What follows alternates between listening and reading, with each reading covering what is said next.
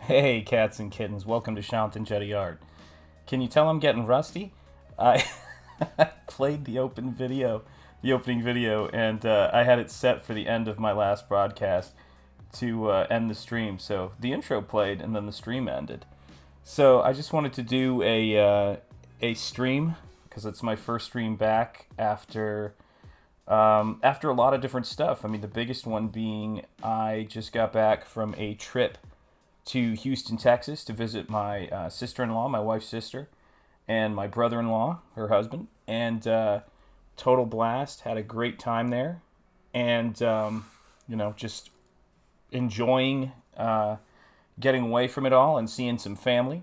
So yeah, had some really good times. I was actually born in Houston, Texas, so it was kind of weird to be back in downtown where I was likely born, and yeah, it was a very cool trip, very eventful trip, and now I'm kind of getting back into the groove, doing some drawing. Let's see, here we go. And outside of that, I have been doing just a lot of different work, a lot of different artwork, and working on my comic book, which is going to be released. I'm going to be doing the early email sign up soon, and my goal is to launch it before the summer's over. So I'm thinking in the next month or so. I always like to launch things on days that are important to me and my family. So it's looking like it's going to be launched either on my wife and my anniversary, or it's going to be launched around my birthday. I haven't decided exactly which parts of it are going to launch, but it's going to be going at least, I want to say in the next month. So that's the plan. And this has been a long time coming. I've been working on this. Working on the art books, self-published those first two art books, book 1 and 2, which are also going to be available in very limited quantities with the campaign. So anybody who missed out on those, you're going to have a chance to get a hold of those by backing this next campaign. So yeah, it's a big change. It's a big move for me to be doing this stuff. I couldn't be happier. I've been wanting to do this kind of stuff that I'm doing right now for my, entire artistic life. That was pretty much what I got into art to do, which was, first I started drawing like everybody else, but my main goal was to draw comics, and I've been doing that for a very long time, and I've been self-publishing for a very long time, but it never, the Indiegogo thing wasn't really as prevalent. When was it prevalent at all? Gosh, you can tell I'm rusty at talking and drawing. But it wasn't prevalent when I first started this stuff because it didn't exist. And so yeah, I was doing everything kind of the hard way. And when I had success with my Instagram and my first two art books, I still was kind of unsure about going back to comics because my experiences in comics were a little bit like what, but nowhere near as successful, but was a lot like what John Malin described in the interview that's on my channel, where he talked about it being such a heartbreaking, process. And, it very much was. Some of that was the industry, a lot of that was, other things that I'm sure I'll get into in the next streams that I'm going to be doing, which I'm going to be doing a lot more of those. So sit back, relax, and enjoy a little bit of drawing. If you have questions, you can hit me up in the chat. If not, this is just going to be me getting back in the saddle again, as they say. Getting back to drawing. While I was in Houston, I had a really cool conversation with my brother-in-law, who's a terrific guy and has a lot of life experience and a lot of experience that I respect a great deal. And he gave me some really good advice about where I was going next in my life. Talked to him a little bit about that. And I can't thank him enough. It was a really cool trip. He's a very thoughtful person and someone you can really go to when you have questions. And I think that one of the best parts about, having people like that in your life is they encourage you, to just have faith in yourself and go for it. And I think that's pretty much what the next year is about. Next year and onward.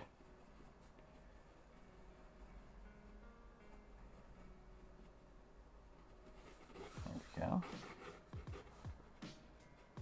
I don't usually do a center line like that. It's a little bit of a habit that I kind of got out of, but, here you go.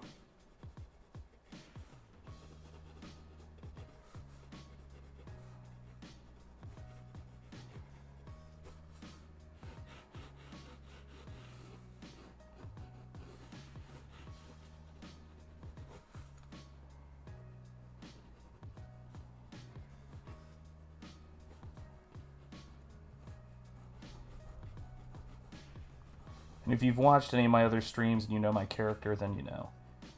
He's got this piece of metal that's going right through his nose right there. And the reason for that is going to be explained in the book. Right now, I'm sorted out how long I want the book to be. I just want to make sure it's a self-contained story and that there's room for it to continue. But that, of course, is up to you guys. One of the best bits of advice I've heard recently was some advice from, oh my gosh, I can't believe I'm blanking on his name. Brian Pulido, creator of and publisher of Evil Ernie and Lady Death and all of those comics. And he was talking about how he chose what projects to do and what his, career advice was. And one of the things he said was, just put stuff out there and see what people react to.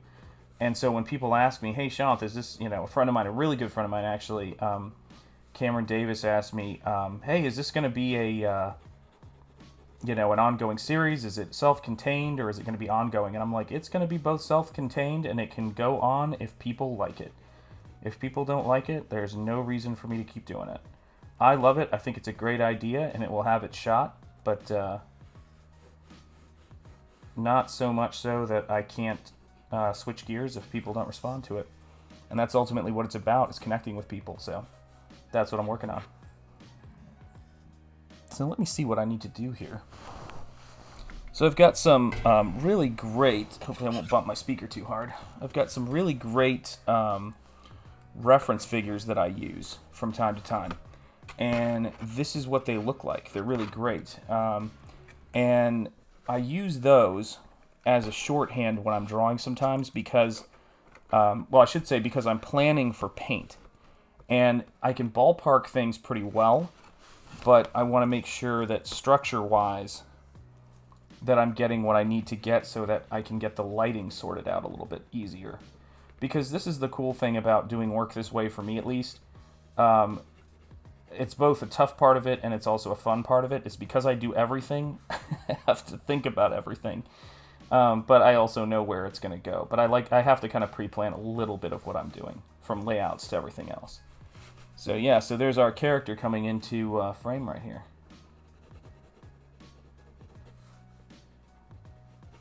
There we go. Not wild about that face, and I think that the reason I'm not wild about that face is I'm doing something that I try to avoid. Let me see if I can just give that a light.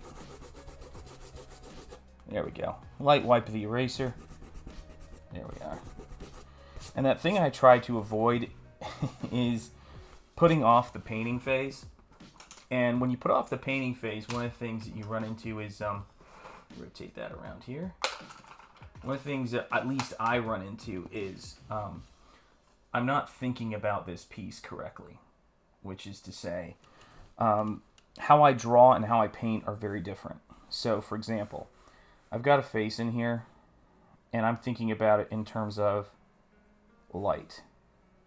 So, if I pencil it too much, I can lose some of the essential qualities of this character. And I'm about to show you what I mean by that.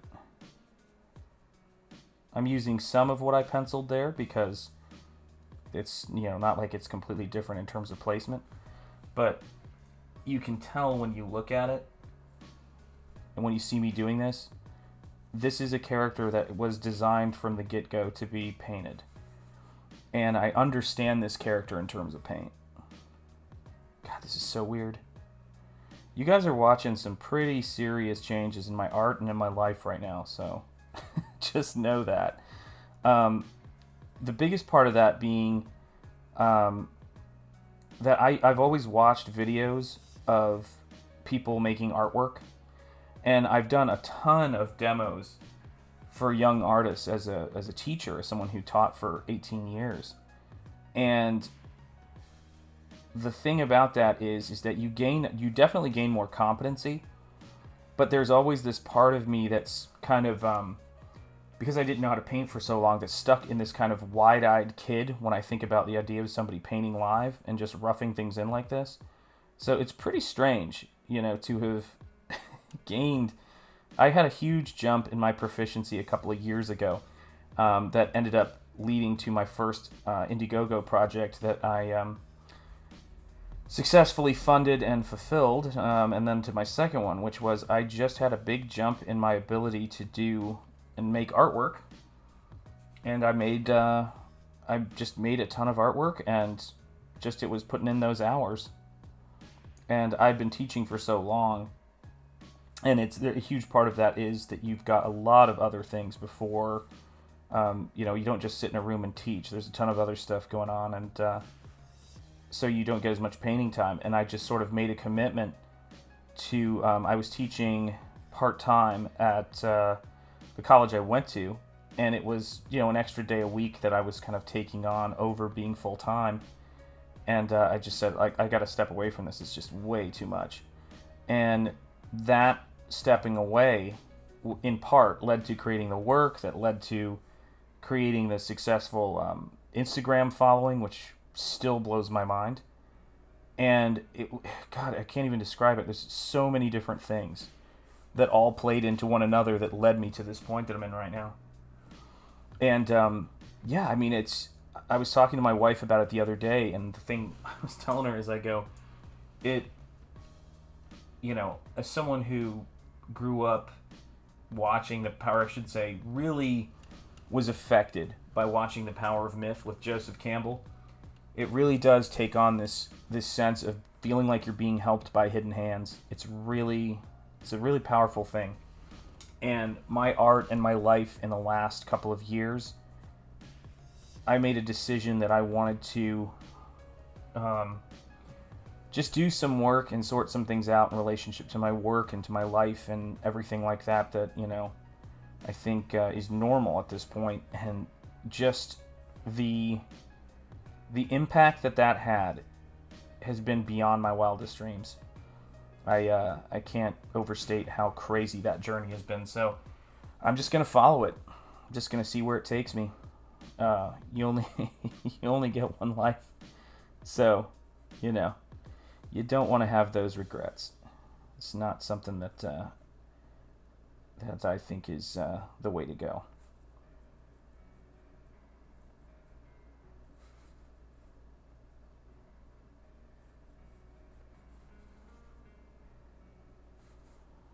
And this right here, what you're seeing, where I'm painting and making work, this right here is the oldest relationship I have. The relationship between me and the paper. I've been doing this for my entire life. And comics have been a pretty decent sized part of it. But when it comes to work and artwork, I've never known when to stop drawing. I just have to draw. The best example I can give you is since I've been back from Houston, where I was born, and a great trip to see my nieces and my sister-in-law and my brother-in-law, I have probably been getting, for the last 2 nights, 4 hours of sleep. I can't stop painting. I've been painting and working. I'm ready to go with this stuff.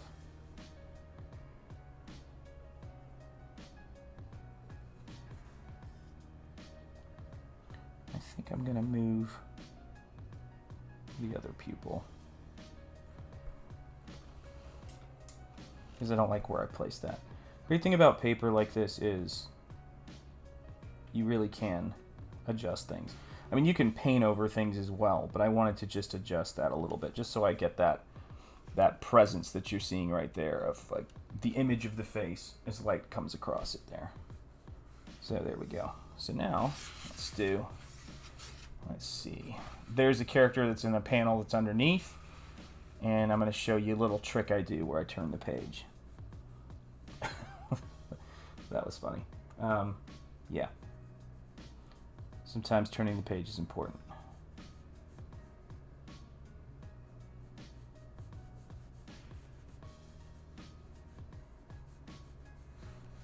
Yeah, I saw a video by one of my favorite YouTubers, Jay, who has a channel called Jay Walking the Planet. He's an amazing dude. Can't say enough good things about him. Does some charity work, builds orphanages. Just a good dude. And he had a video. What is up, Master Shanth? Master Michael. That's all I gotta say. It's good to see you, brother. I'm so glad you could catch this stream, man. I am ready for our next art get together as soon as you are. You're seeing me in the early stages of the top panels of this page, so you're catching me at a really good point. How you been? I just watched your YouTube video 5 seconds ago. Really good. I'm kind of curious to check out Resident Evil. I've this is probably gonna not put me in good good standing, but I've actually you and one of my other art brothers, Nick Janeshag, are huge like Resident Evil fans, and I've never seen it. Good.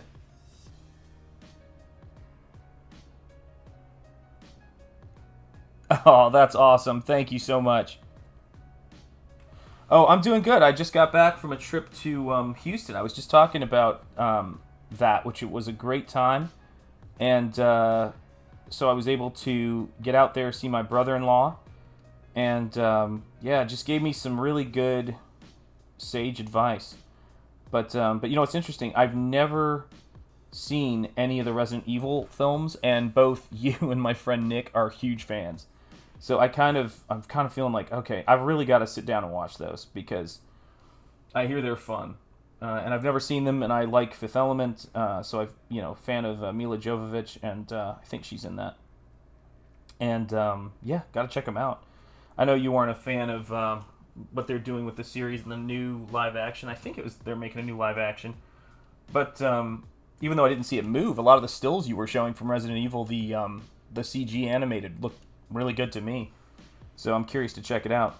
I mean, I'm sure the story is maybe not as good as it could have been, but you know, if it's a decent starting point, I may start with that. But I don't know, most people are huge fans of those live action films, so maybe I should start with those. There we go. Oh, thank you.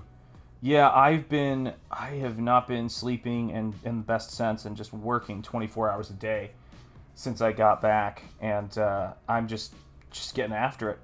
The crowdfunding that I'm going to be doing for the Indiegogo, I want to try to launch in the next month or so. So I want to have, generally speaking, people will launch those things with, at least 5 pages done of the book, so that if it doesn't fund, you didn't do, 500 pages for it. But I'm probably going to have more than that done. But I'm going to be launching it soon, and then we'll see how it goes. Fingers crossed. So, yeah, I'm just trying to do everything I can to get ready for it, And I was doing, before you came to the stream, I was trying to do this face in pencil, and you can see some of those pencil marks there. But to be honest with you, I can't really think as well when I work in pencil. And so I had to kind of go back and, push it and just say, all right, grab the paintbrush, stop messing around, and make it happen. So that's why we're working with a brush now. It's really strange. I was not very confident with, I've been painting for a long time, but I was never this confident before a couple years ago, before the art books. Just sort of chipping away at it, and finally something clicked. Pretty amazing. I mean, if you told me I was going to be doing this kind of stuff, like 4 years ago, I wouldn't have believed you. was sort of doing acrylic paintings and portraits and that kind of thing, and had sort of stepped away from fantasy stuff. And a friend of mine who's a video game concept artist asked me to kind of help him work on this project he was working on called Sleepwalkers. And it's his personal project. He's been working on it for a while. And he said, hey, can you, do you want to do some collaboration on it? And I was like, yeah, sure, that'd be cool. I love his stuff. I think he's a really cool guy. And so I was trying to do it in acrylics, and I couldn't get it to work. And I said, I don't want to break out the old gouache watercolors. I'm trying to take a break, and I'm doing well with acrylics. And all because of that, and he actually wrote the intro to book 2, but all because of that, I started working in these paints again. And I just started cranking out all this work. It's crazy. Sometimes I don't know, man. I'm doing, the amount of soul searching I'm doing, I'm turning over every stone. And I just have been in this stage as an artist lately where a lot of weird stuff is happening, and there really is that sense of just being guided by invisible hands, and I'm just going where it takes me. Yeah, I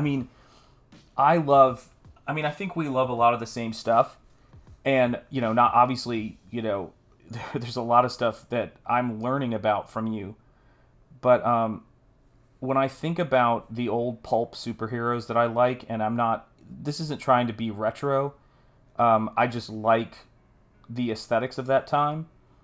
I always think about the way that the eyes stare out from the costume and that intensity of it. And eyes are so important, Eyes are huge. Like, I've always started with eyes whenever I do a painting. Because if it doesn't, I'll rough things in, but if the eyes don't work, then the rest of the painting doesn't work to me. That's the first place I go. And the artists I admire are the artists who, who always did the best eyes. So, yeah, I appreciate you saying that, because it's super important to me to get the eyes to work. If I can make those eyes have that intensity. And I think we talked about this a little bit when we were doing art last time. But one of the most important things I do when I'm doing this work is leaving the bottom part of the eye to break, so that it kind of doesn't connect that line, and it always makes the eyes feel like there's light catching the top of the bottom lid, and it makes it have more intensity to it. And I always think that I think it was Guillermo del Toro, but it could have been, he was quoting Alfred Hitchcock, I can't remember. But he said that all movies are built around a series of looks that people are giving each other, or giving, objects or things they're noticing in the frame in the film. I don't know if that's true, but I love Guillermo del Toro, and I know that my work is really based on looks. This is a character right now who's seeing a vampire woman turn into a bat. And he is seeing that. He's not afraid of it, but he has no one in this outside of the character who she's been kind of brought into this world. But everybody who's a part of this world, nobody is frightened by the things they're seeing, because they're commonplace. But at the same time, he recognizes the seriousness of it. Like, this is a danger, and he needs to get moving. And so trying to convey that with eyes is, it's just everything to me. Because I'm not illustrating this in a way to where I want people to, just flip through it. I want people to stop on these frames, not to, admire the rendering, but I want them to be captured by it. I love that guy. Yeah, Guillermo del Toro. I love Guillermo del Toro. He's such an artistic touchstone to me. And he's just so imaginative. But I've been, another person who I don't know if you're a fan of, but I've been watching interviews with Werner Herzog, who directed the I think it was 79, maybe it wasn't 79 now. Well, I think it was 79. Nosferatu. And, gosh, the way he talks about film is fantastic. And I was watching an interview where he's talking about his film Nosferatu, which it wasn't really a remake, it was almost just, inspired off of. the original, and then he took it in a totally new direction. And he was talking about how the process of making art is important and how it's all about what you capture on frame, and just really kind of cutting through a lot of the BS of getting caught up in your own head and just talking about the work. And he said this line where he was like, I'm not trying to push boundaries. And he's like, I'm not about the experience. He goes, I'm not one of those people where it's about all those things. He goes, I'm just a quiet soldier of cinema. And I love that quote so much. So when I'm illustrating, that's what I'm thinking about. I think of myself as a quiet soldier of illustration. That's what it is. And I'm a quiet soldier of comics in that sense. So it's like when you see me, working on this stuff and trying to, figure out, well, what am I going to do with this? What's this thing going to be about? That's what it's going to be about. It's about giving people a beautiful illustration and a beautiful comic book that they can kind of just go into. God, I've got to sit up so I can actually see things. It's about giving them a beautiful comic book experience and a sequential art experience that they can just kind of fall into and then go back to. Let me adjust my camera, see if that helps me a little bit. There we go. That's a little bit. Yeah, absolutely right. That might be the best description of Werner Herzog I've ever heard. No, I have not had a chance to watch it yet, but I'm going to because my kids love it. They absolutely love it. So I can't wait to see it. I hope it's great. We've loved all the other ones. I only watched some of Wizards because I was just busy with work and everything else. But I have seen Three Below, I think it is. And I have seen Troll Hunters. I thought both were fantastic. I love the designs. When on my channel, you can find the what's it called? The trip that we took, the family trip we took a little while ago to the Ontario Gallery of Art, I think it is, and there was a Guillermo del Toro exhibit there, and they had the maquette for what's his name? The big troll character, Arg is his name, and Jim. And they did a design maquette before they did the series, and that was there. And I am a law-abiding citizen, but I did have serious thoughts about how great it would be to rob that exhibit if I didn't love Guillermo so much. Because he has some of the best film stuff and toys in terms of costuming and concept drawings from films. And, it's funny to me. I always jokingly say that oh, it's a wonderful museum. I would love to rob it. I'd love to take everything out of there. But the truth is, if I'm being honest, I hate that idea because I want to see, I want everyone to be able to enjoy it. And I think that's the thing for me about making art and comics and, all this crazy stuff that I'm interested in. It really is about connecting with people and making art. And one of the things I admire about Del Toro, I admire about all the projects he does, is that I don't want to romanticize him and say that, he doesn't compromise, he doesn't have to do anything, but he definitely has talked a lot about the importance of saying the word no. That if you let people roll over you creatively and just force you to do things that you don't want to do, then, how do I word it? Gosh, because that sounds obnoxious, and I hate that. The idea of, no one's going to tell me what to do. Not in a bratty sort of way. But when you have principles and you have things that you want to do as an artist, you got to let people know what matters to you. So example, earlier I was talking about how a friend asked me, is this going to be an ongoing series, or is this going to be a one-off? And I said, it could be an ongoing series, but if people back this project or don't back this project, but if people back this project and don't like it and don't want to see anymore, I'm not going to do it when nobody wants it. But the initial thing I'm going to absolutely be doing. from the standpoint of, I'm going to make it great. I'm going to do the best comic book story I can possibly do. It's going to be epic and inspiring and sexy and cool and pulpy, all those things that I love.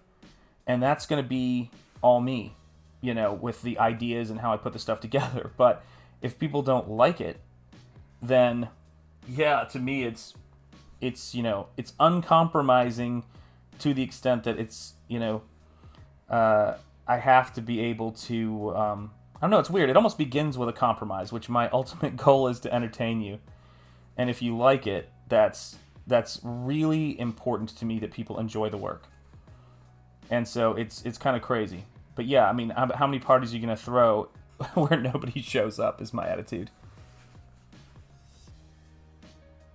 So right now what my goal is because it's going to be fully painted, I'm thinking I'm going to start with a modest page count of 22 pages. So that would be, when people buy an art book, outside of the detail shots, it's 20 paintings typically.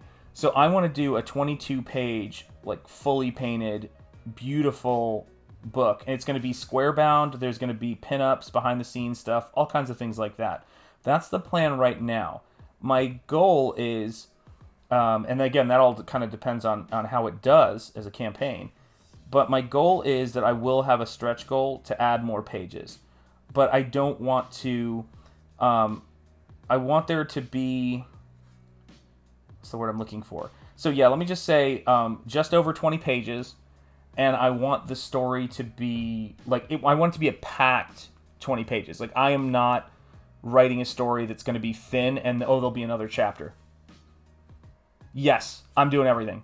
Word balloons, I'm going to do those digital. I'm going to do a mixture where I can do some, hand stuff probably, although everything's technically going to end up, it's my hand in Illustrator, InDesign, and Photoshop. So, but yes, I'm going to be doing all of that stuff. It's like with everything I do, it's going to be all me because I think it makes it a little bit more cohesive, and because I'm the cheapest talent I know. So that's a big part of it. Plus, when I'm designing, I like designing type and doing hand lettering. So even when it's in Illustrator, but it's going to be interesting. I'm looking at fonts right now to do it in. I don't know if it's going to be a standard comic book like font, but it will definitely be something that is, I want to make sure it's readable, but if it looks weird with the fonts, the standard kind of comic book fonts, I might switch it up. Oh yeah, design the cover, absolutely. Yeah, this isn't the fully designed cover, that's on my Instagram, but here's a look at the cover illustration and the hand lettered type. Now that hand lettered type was hand painted in gouache. So that is the cover, and then here is the image right there of the main character, and there's an unfortunate vampire, and then there is my female lead right there, and a bat that I just painted in. So here it is at distance. Let's see if I can get that to work. There we go. And so there is the cover. Yeah, I think you get advanced looks at everything, because that's just how it is with us, right? Shoot, I tell you what, when Starship Valiant needs something, I am there, brother. I will drop everything, and we'll have some fun. I had a blast doing that poster, and I will tell you, on some of the happiest family memories for me, in my family, was when we all sat down and watched the premiere of Starship Valiant Animals. Anybody in the chat who is even a science fiction fan, a Star Trek fan, if you have not gone to the Starship Valiant channel and given them a subscribe and checked out Animals, it is a fantastic fan film. And it's gorgeously done by Brady and Michael and the talented cast. Presley, Josiah, they just did a great job. Everybody was great. I know I'm forgetting some names, but everybody was so great in that. Oh, my pleasure, man. Seeing that, and I gotta tell you, I was incredibly touched to be in the credits. I was like, what? That is too cool. Yeah, that's a bucket list right there that I appreciate. very much. There we go. Those eyes are starting to get together there. I mean, and again, I know I said this earlier, but if you had told me I was going to be just going straight to paint with my work in a couple of years, 4 years ago, I wouldn't have believed you. But it's been a ton of kind of putting this stuff together and figuring out where, how to get to the level that I need to be at to make this stuff happen. And I guess a couple of years ago, when I did the artwork that led to Art Book 1, it just hit this kind of space, and I don't want it to I don't want to squander it, and I don't want it to go. I've had a lot of really incredible meetings with people, and I don't mean meetings like I've seen them one-on-one or anything like that. I've just met people online, and Michael, you're one of those people. Michael over at The Choice Voice. If you're not subscribed to The Choice Voice, please go subscribe to it. Michael is a really good friend and a science fiction / artist brother. Does some incredible stuff. But I started meeting a lot of people in the community, including I recently connected with and did a trailer edit for Andy Smith, the artist of First Man, who illustrated the cover of my first professional job. It was such a surreal experience. But I've also met and been doing trailers for Ethan Van Sciver of Comic Artist Pro Secrets, who I've been watching since the early days, and whose Cyberfrog comic I just love. I think he's an incredible illustrator and just an amazingly brave dude. And so yeah, I've been watching all of that stuff, and I met him, and he commissioned me to do a piece of Cyberfrog art that's going to be a trading card, he says, which is great. And then I also have helped him with some trailers for his action figures. And let's see, who else? I also did a pinup for a fan pinup for a book that's coming out that unfortunately closed, and I'm so sorry I didn't tell you about that sooner, Michael. It just was all so fast. But I did a pinup for a Graveyard Shift swimsuit book that's coming out from John Malin and Mark Polton. And the cover is done by, God, I can't believe I'm blanking on his name because I know his Instagram name. This is killing me. The person who did the cover on it, who's amazing, just crushed it. It's one of the best covers I think I've ever seen, pinup covers I've ever seen on a book. It's just beautiful. And I'm so annoyed I'm blanking on his name. Really depressing. Hey, Casey, how you doing? Good to see you.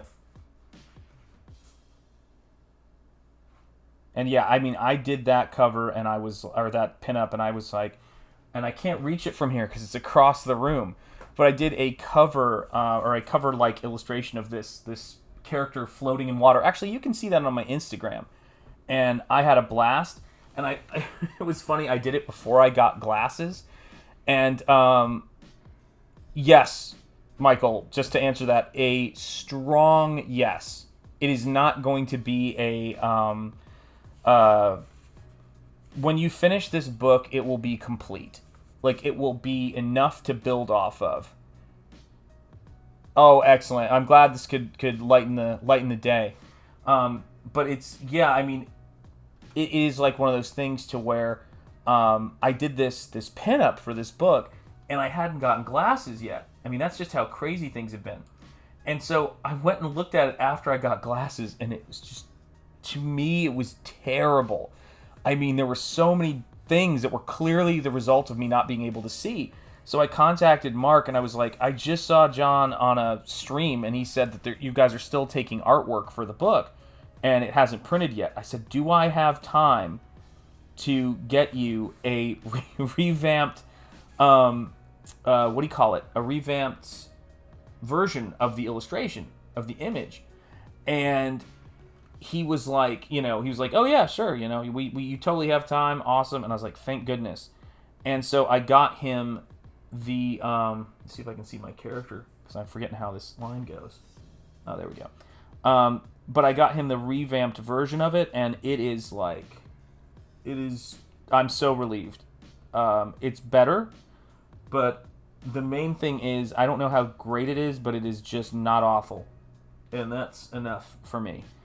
And I just thought, oh my gosh, this is going to be seeing print. It's going to be one of my first, definitely probably my first, because I think it's coming out before the definitely coming out before the Cyberfrog trading cards are. And I was like, oh, and it's going to be terrible. I was like, what a depressing thought. And so thank God Mark was able to get me the to allow me to fix it with my new vision. So that was really cool. But anybody following me over on Instagram has seen the before and after shots of my vision, and I'm pretty sure I sent you the before and after shot at some point. But yeah, I mean, the hands were terrible, the values were all off. It was just crazy. No, you didn't. Congratulations. I'll tell you that. Yeah, that's kind of big news. There you go. Excellent. Congratulations. Yeah, it's one of those things to where I know some people. My wife was talking to me the other day, and she said, speaking of engagements, my wife was talking to me the other day, and she was talking about how she was feeling a little bummed out that, her vision isn't what it used to be, and she's like, oh, this is just so frustrating, oh, congratulations. And she hates that, not hates, but she was just frustrated that she has to wear glasses, and then her middle vision's difficult. And I said to her, I go, what's so funny is that to me, and I was not making that classic husband mistake of saying it's not a big deal, but I said to her, I go, what the thing is? I said, I'm so relieved to not be getting those headaches anymore and to be able to do the thing I love that I actually have no problem with glasses. Is it irritating? Yes. Is it as bad as having constant headaches from not being able to see? Nope.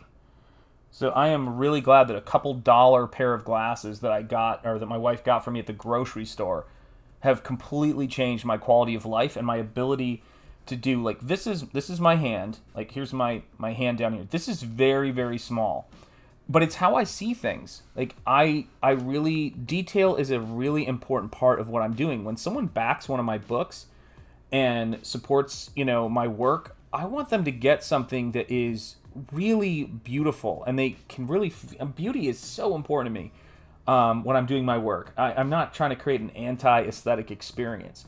And I want it to be something that, whether it's the poster I did for Starship Valiant that I did for Michael, I want it to be something that, Presley's mom and Josiah and certainly Michael, the director, and Brady, it's who's special effects and an extra pair of hands directing-wise. I want those guys to see it and just feel like, wow, like, I want them to feel how much I care about the work I do. And that was the same thing. I said to Ethan, gosh, this was, like a week or so ago before I went out of town for a week. So I couldn't even really, I started working on it, but I couldn't, I had to go on this trip, and it was great. It was great to just kind of get away for a little bit and see family. But I told Ethan, I was like, can I please, has it print? I know it hasn't printed yet, but is there time for me to rework my Cyberfrog piece? And he was like, yeah, absolutely, knock yourself out. So, because once I put on my glasses, everything changed. Everything changed. I mean, it was crazy. So that and the piece that I did for the Graveyard Shift swimsuit issue are just really, I'm relieved that they, at the very least, whatever problems they have artistically aren't going to be because I couldn't see. And that's huge. There we go.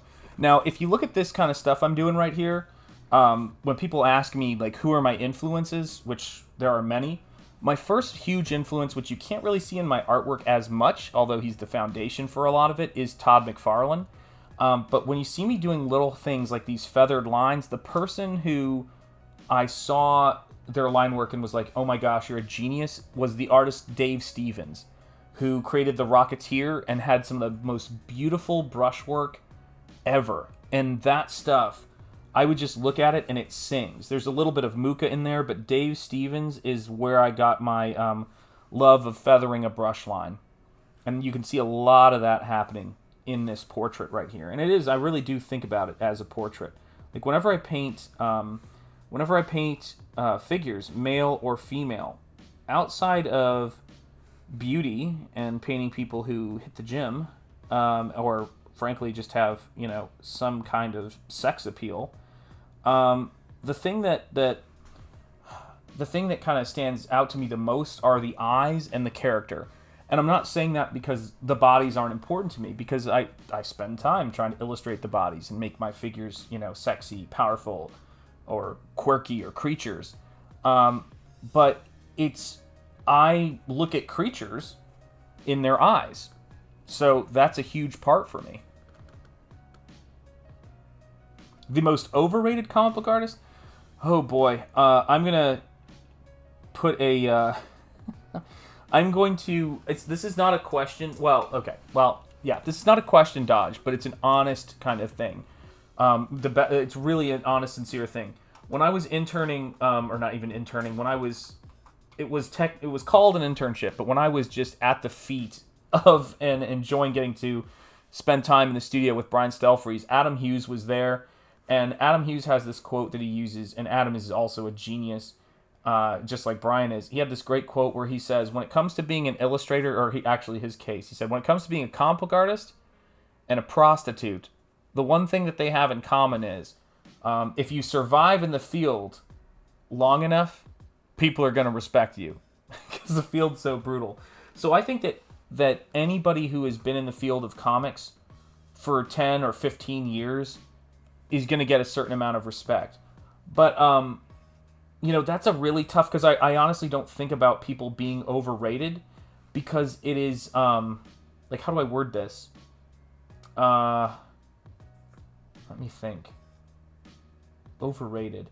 Yeah, when I think, it's easier for me to talk about the people who I would say are underrated, if that makes sense. I mean, you might be cut from a similar cloth than me in that way, too, because it's like, yeah, film-wise, there's things that I can definitely go off on film-wise.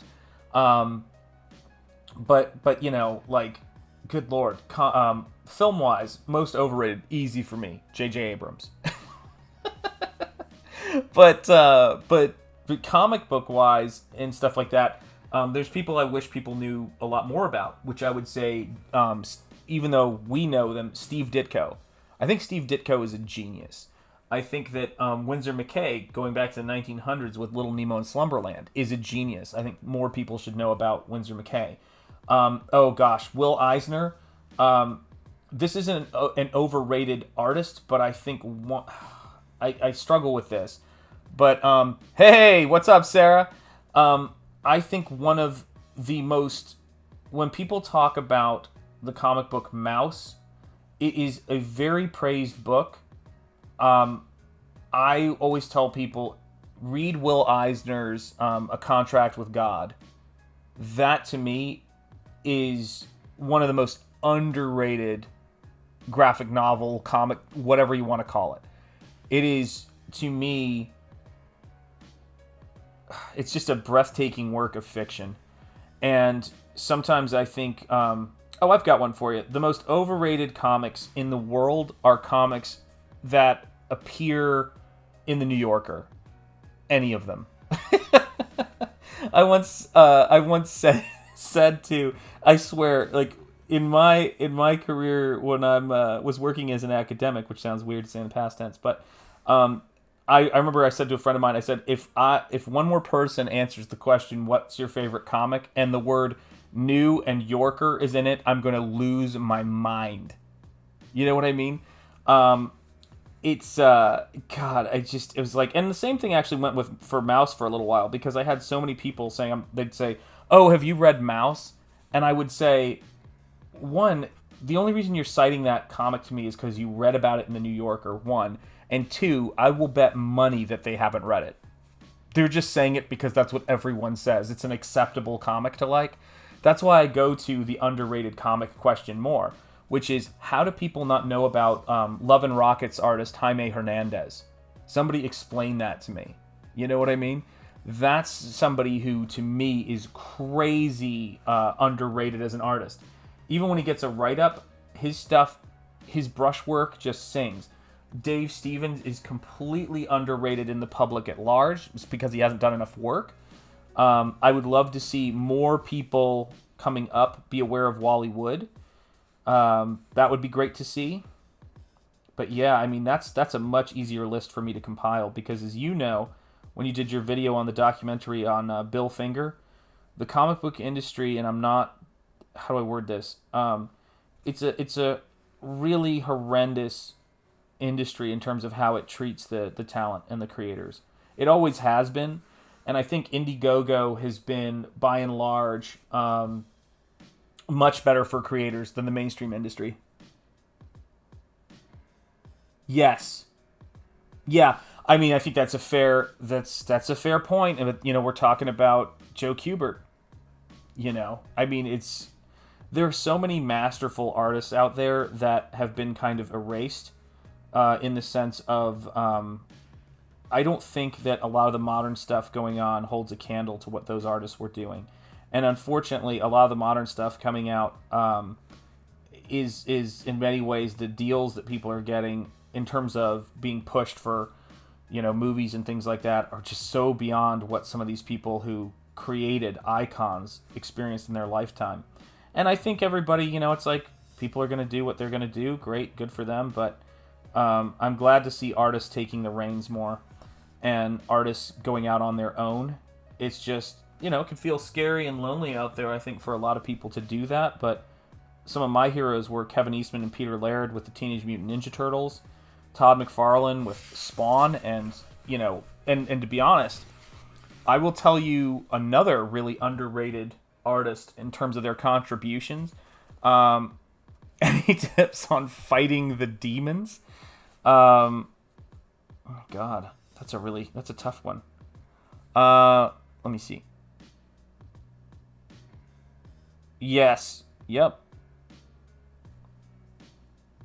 Yeah, well, Brian is responsible for so much stuff. God, let me think about that. That's tough. Yeah, I don't know. For me, it has been, what is it? It's a quote from, I think it's a quote from Marcus Aurelius, but I'm not positive. But it is, a soul becomes dyed with the color of its thoughts. I always look at quotes by inspirational people. And I would also say, staying off of social media, is a huge one. It's a huge one. Like, I'm amazed at, how do I word it? I didn't grow up with social media, so when I spend time on it, it's, I mean, I don't want to say, oh, like I've figured it out or whatever. I don't believe that's possible, but, I have enough stuff. For me, actually, it's funny, bring that up. Getting married is huge. But yeah, having people around you who are positive and having people around you, frankly, who are motivated and busy. Because if you look at the Shakespeare play Hamlet, where you've got this, it's basically about a guy who's completely depressed and unable to get things going, in his life. Like, he can't move on from things. He's utterly lost, and the kind of horror that comes out of that. And I love that play, don't get me wrong. I love me some Shakespeare.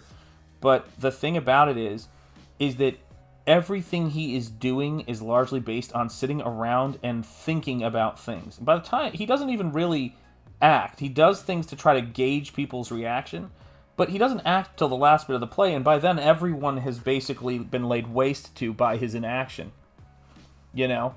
Oh, the Del Toro exhibit was epic, and you can see that video on my channel, and it was as awesome as you could imagine. So another one of my favorite YouTubers outside of Michael, the Choice Voice, in the chat here. One of my other favorite YouTubers is a guy who's got a channel called Matt's Rad Show, and he went to the Minneapolis part of the tour and did a really cool video of that. And every stop of the tour was a little bit different. I think when it got to, I think it was it Mexico City or Guadalajara? I think it was Mexico City. But when the tour went there, I think they had a life-size Shape of Water figure, so that was kind of the final part of it. But it's so great, Oh yeah, well, I mean, no gouache, no glory. You know how it is. That's just the way it works. Um, Copyright Shanth Enjeti, y'all. So yeah, I mean, I haven't slept more than 4 hours in the last 2 days. I've just been in that kind of zone. When I'm not working on my Indiegogo comic, and I'm not working on pinups and working on editing trailers. I'm completely just passed out. But there's not a lot of time for that. There we go. Let me get that in frame a little bit better. Oh, nice. Yeah, I love me some museums. I've been kind of, obviously with everything going on, I've been kind of cooped up. But I took a plane flight to Houston, and that kind of just kind of got me out of my funk. I think it was just nice to get out and be in another climate and another place, and just kind of chill out and see some family. That was great. And so now I've just kind of been getting back into the swing of things. And I just, I love making art and I love drawing so much. And I think that's a huge part of it. Excellent.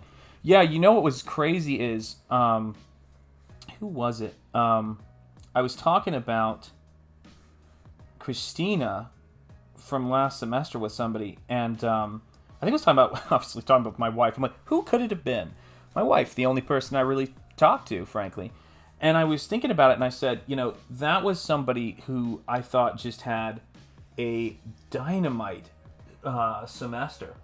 And last semester, it was just crazy. And I was thinking, it's a lot of people will have those big breakthroughs senior year or post senior year. I mean, it was just like, it's crazy how that stuff works. Really crazy. But yeah, I mean, those breakthroughs are ongoing. There you go. The technology is something. It really is. It's amazing. I've met people I never thought I would meet or reconnect with as a result of the tech, and it's amazing. It's a real blessing, I'll tell you that. Not to mention, makes it easier to stay in touch with family and everything like that. So that's always a huge plus. There we go. I love these sharp edges. A lot of the stuff that you'll see in my design work is influenced by the impact that Anton Furst's concept design for Batman 1989 had. I remember seeing Anton Furst's Batmobile, Batman costume, and all of that stuff, and the way he turned the lines on that face, and it really kind of brought things out. I also loved that sort of innovation of painting the dark makeup around the eyes. Like, that was really cool. So I think that's one of my huge influences when I'm working. I mean, it's such a cool thing. And so that's a huge part of what I do right now. So I've got that. I feel like that's coming together. That might be one of the best faces I've done of this character. And I just did it like straight in with a brush. I erased everything I had down there. Well, that was fortunate. It would have been awful if that hadn't worked out. All right, so let me see what time we're at here. Okay, I'm going to do... Oh, I've got to play something that I promised myself I was going to play, because I love it so much. Now, this might get my stream struck or copyright struck, but I don't care because it makes me laugh and it makes my wife laugh. I hope this is it. So let's see if I can play this here. So I'll tell you this backstory for this. And God bless that boy. But when my son was about 4 or 5, when kids would get in trouble, we'd put them in timeout. And so they'd have to go sit on the stairs. And one time, he's such a good kid, we were like, go sit on the stairs, put him in timeout, and we went and we're talking at the table, and he's in the other room. And we totally kept talking, and we forgot to tell him to get out of timeout. And like, I don't know how much time went by, but he finally went, can I get out of timeout? And we were like, oh my God, we forgot he was on the stairs. These are those tired parenting moments. And so I quoted this movie, and I just made my wife die laughing in that moment. So without further ado, here's a clip that I just have to play right now. I apologize. I forgot you were there. You may go now.